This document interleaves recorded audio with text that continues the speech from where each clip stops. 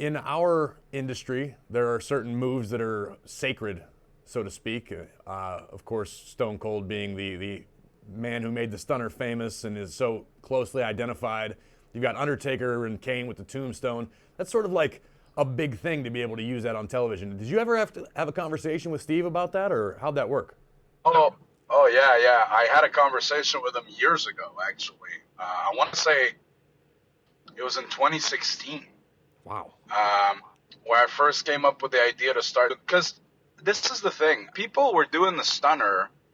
You know, you'd have the odd guy do the stunner in a random match as a, kind of a just something they were doing, and that was it. Like nobody was using it as a trademark, but I had seen guys use a stunner here and there, but not to the extent that I felt like it should be used. And then everybody at the time, and I mean, I guess it's still probably true, but I remember just sitting there watching the shows and thinking everyone does power bombs in some way, shape, or form. And my finishing move was the pop up power bomb, obviously, but I was getting annoyed, not at everybody doing a power bomb, but just like at the fact that every match had something that looked like a power bomb. So I started thinking maybe I need something else. I remember thinking if I were to start doing the stunner, some people might love it and some people might really hate it, but nobody would be indifferent to it. And it's something that in what we do, is so valuable, is making sure people aren't indifferent. And like, I've never really worried about getting really cheered or really booed. I just want people to make a lot of noise. Polarizing is a very special thing to be in our industry, I think. And the people that can claim that they're legitimately polarizing, I think, are the ones that they're made for life, because nobody will ever not care one way or another, and that's great. So the stunner in my head was like, that could be a good way for me to try to get there.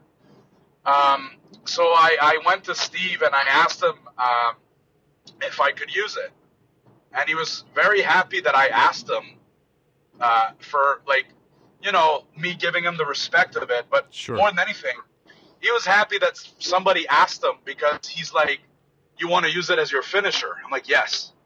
It's like, God, it's about time. I can't believe nobody's tried this yet. Like, no, I can't believe nobody's come to me and say, hey, I'd like to use a stunner as a finisher. It's a great finisher. Like, why not? Why? And he was saying, like, some people use it and it means nothing. So I was like, okay, well, that's great. But then, I tried to go through other channels and was shut down. So I wasn't able to start using it at that point, even though I kind of snuck it in one of my matches with Roman, which ended up leading to a pretty funny exchange between me and Steve on his podcast later on, where he tried to teach me how to do the stunner properly, because I couldn't beat Roman with it that night.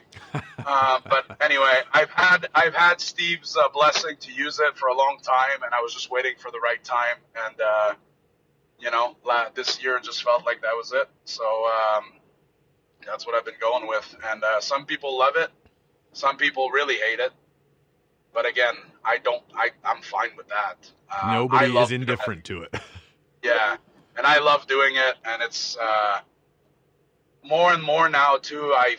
Eventually I'd like to start doing it in ways that are kind of my own, but for now I'm doing boot stunner just like Steve used to do, because I'm still trying to do right by it. Like, I don't want it to become my stunner.